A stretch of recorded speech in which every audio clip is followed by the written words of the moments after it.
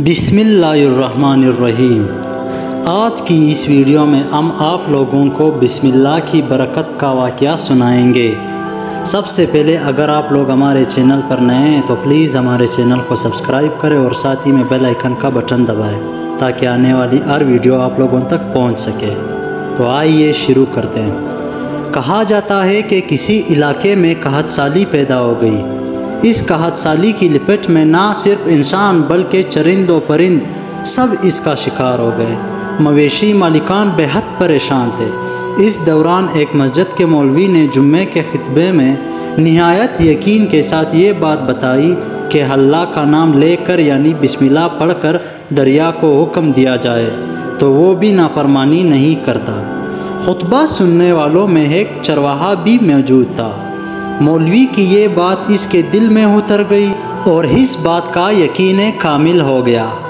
اس نے واپس آ کر اپنی بکریاں کھولی اور سیدھا دریا پر چلا گیا۔ اونچی ہوا سے بسم اللہ پڑھ رہا تھا اور دریا کو کہا وہ اپنی بکریاں چروانے کے لیے دوسرے پار جانا چاہتا ہے اور اسے کہا کہ مجھے اپنے اوپر سے گزرنے دے۔ یہ کہہ کر اس نے اپنی بکریوں کو لیا اور دریا پر چلتا ہوا دریا پار کر گیا۔ دریا کے دوسری طرف کا علاقہ گھاس سے بھرا پڑا ہوا تھا۔ درختوں کے پتے بھی سلامت تھے کیونکہ کسی کو یہاں تک آنے کی رسائی نہیں تھی۔ اس نے خوب اچھی طرح اپنی بکریوں کو سیر کروایا اور واپس لوٹ آیا۔ پھر یہ اس کا معمول بن گیا کہ وہ بکریاں پار چھوڑ کر واپس آ جاتا اور شام کو جا کر بکریاں واپس لے آتا۔ اس کی بکریوں کا وزن دگنا چگنا ہو گیا۔ لوگ چونک گئے اور اس سے پوچھا کہ وہ اپنی بکریوں کو کیا کھلاتا ہے۔ وہ سیدھا سادہ اور صاف دل نوجوان تھا۔ اس نے صاف صاف بتا دی کہ جناب میں تو بسم اللہ الرحمن الرحیم پڑھ کر دریا پر چل کر اپنی بکریاں دوسری طرف چروانے لے جاتا ہوں۔ یہ بات سب نے سنی مگر کسی نے اس چرواہے کی بات پر یقین نہیں کیا کیونکہ یہ ناقابل یقین بات تھی۔ مگر بات ہوتے ہوتے مولوی صاحب کے پاس پہنچ گئی۔ مولوی صاحب نے اس چرواہے کو بلایا اور سارا ماجرا پوچھا۔ اس چرواہے نے مولوی صاحب کو ہی حوالہ بنا لیا کہ مولوی صاحب میں تو آپ کا شکریہ ادا کرنے والا تھا۔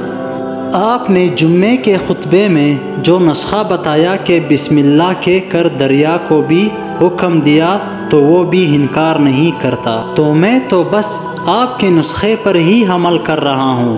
مولوی صاحب حیرت سے اس کے چہرے کو دیکھتے رہے۔ مولوی صاحب نے کہا بھائی صاحب ایسی باتیں تو ہم ہر جمعہ میں کرتے ہیں، فقط ان کا مقصد لوگوں کا ایمان بنانا ہوتا ہے۔ مگر بکریوں والا ڈٹا رہا کہ میں تو بس بسم اللہ کہہ کر پانی پر چلتا ہوں اور بکریوں سمیت پانی پار چلا جاتا ہوں۔ آخر کار مولوی صاحب نے صبح خود یہ تجربہ کرنے کی ٹھانی، جسے دیکھنے چرواہے سمیت پورا علاقہ بھی آ گیا۔ موجمہ زیادہ تھا۔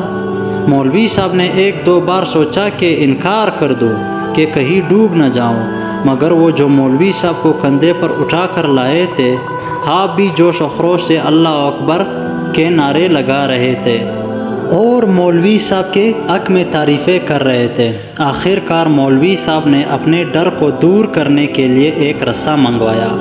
پہلے اسے ایک درخت کے ساتھ باندھا، پھر اپنی کمر کے ساتھ باندھا، پھر ڈرتے ڈرتے ڈھیلا ڈالا بسم اللہ پڑھا اور دریا پر چلنا شروع ہو گئے۔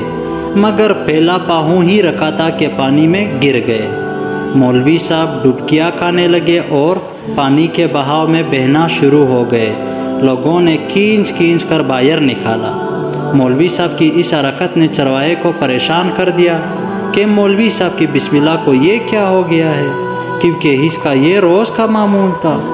اس کے اپنے یقین میں کوئی فرق نہ آیا۔ اس نے بسم اللہ کہہ کر بکریوں کو پانی کی طرف اشارہ کیا اور خود ان کے پیچھے چلتا ہوا پار چھوڑ کر واپس بھی آ گیا۔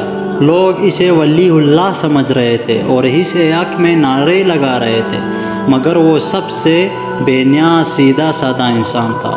وہ مولوی صاحب کے پاس پہنچا اور کہا مولوی صاحب میں آپ کی پکی بسم اللہ کی تعریف سے کافی پریشان تھا، مگر پانی پر چلتے ہوئے مجھے آپ کی بسم اللہ کی بیماری کا پتہ چل گیا۔ اس چرواہے نے درخت سے بندی رسی کی طرف اشارہ کیا اور کہا، مولوی صاحب یہ ہے آپ کی بسم اللہ کی بیماری، آپ کی بسم اللہ کی برکت کو یہ رسہ کھا گیا۔ آپ کو اللہ اور بسم اللہ سے زیادہ اس رسے پر بھروسہ تھا، لہذا اللہ نے بھی آپ کو رسی کے حوالے کر دیا۔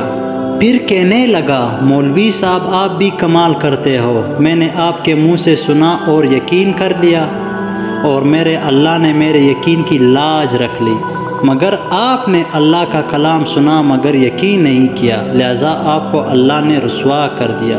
محترم عزیز دوستو، یہی کچھ ہمارا حال ہے۔ ہماری نمازوں اور دعاؤں کا حال بھی یقین سے خالی ہے۔ اللہ حافظ۔